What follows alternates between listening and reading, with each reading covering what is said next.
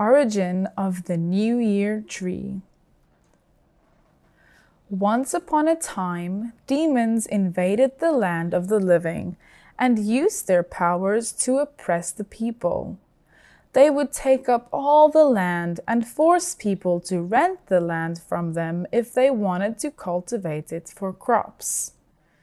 The demons also gave a condition to the people, that they would take all of the treetops and leave the people with only the roots of the trees. Because of this condition, the demons took away all of the rice and the farmers only had the straws. Eventually, Buddha became aware of the situation. He meditated on the issue and then came to the people. He told the people that they should grow potatoes, because the tubers grow under the roots. After the harvest season, the demons had nothing to take away from the people. The demons felt very deceived and got so angry that they reversed the condition. The demons would eat the roots and vice versa. The people would eat the body of the trees. Again, Buddha thought of how he could help the people, and then he told them to continue growing rice. This left the demons once again with nothing to eat. The demons were extremely frustrated, so they decided to reclaim the land. The Buddha then suggested that the people buy a small piece of land from the demons. The land was only as large as the shadow of a monk's robe hanging from a piece of bamboo. Thinking that it was a good deal, the demons agreed. When the people finished planting the bamboo tree, Buddha made the bamboo tree grow very large and high, and he put the robe of a monk on top of it. The shadow of the robe therefore covered over all of the land. The demons, outwitted once more, became even more angry. They were determined to take back all of the land. But before they could take back the land, Buddha showed the people how to fight off the demons. Amazingly, the demons were defeated by the people and feared returning to earth. They begged Buddha to allow them to visit their ancestors' tombs several times a year, and the Buddha agreed. Since then, people often planted bamboo trees on their doorsteps to help keep the demons away. The end.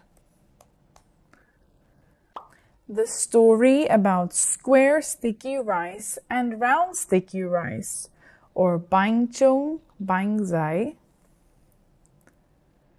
Many years ago, during the ŏNG dynasty, King ŏNG himself reigned for a very long time, and as time wore on, he realized that he would have to choose one of his sons to be heir to his throne.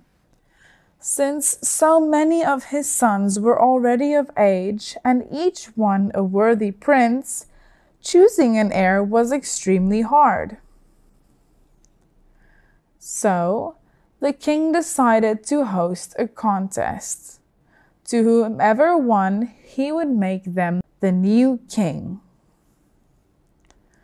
The king then gathered all of the princes from all over the country in one place and announced the coming contest.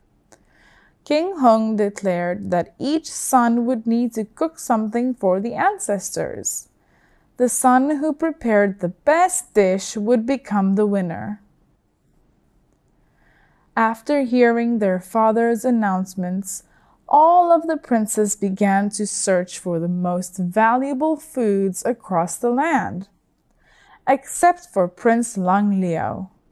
Since the king had shamed his mother with disgrace, she passed away many years ago. leaving Prince Langleo with no one to guide him. All year round, the only thing he did was farm the land, and so his house was full of rice and other grain from all his work. The poor prince couldn't even think of anything to cook for his ancestors. But one evening, Langleo dreamed about a fairy, and she told Langleo that he should make 2 types of dishes from his rice. The round, sticky rice would represent the sun, and the square one would represent the earth. She told him that the dish should be made of rice, because rice was a precious thing. People have to work very hard to cultivate and harvest rice. She also said that the steamed rice should be stuffed with meat, as this represents the parents who always embrace and love their children. After awakening, Langleo immediately followed what the fairy had told him. By the day that the contest took place, Langleo had perfected the 2 dishes. When he offered the dish to the king, he recounted the dream with the fairy. The king tasted it and gave him many compliments for the dish.